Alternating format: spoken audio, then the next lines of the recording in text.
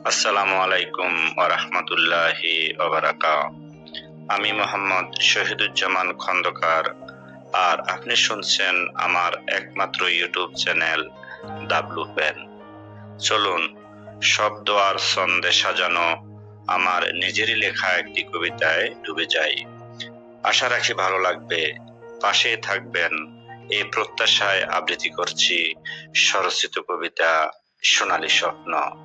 একটি প্রভাত চাই যেখানে সোনালী সূর্য হাসে, একটি মেঘমুক্ত আকাশ চাই যেখানে তারারা ভাসে, একটি স্বপ্ন দেখি আগামীর যেথায় নেই ক্লেশ, জীবন ভাবনাহীন, নিয়মে চলে যত সব সুনিপুণ পথে, পাখিরা খুঁজে পায় আপন নীর।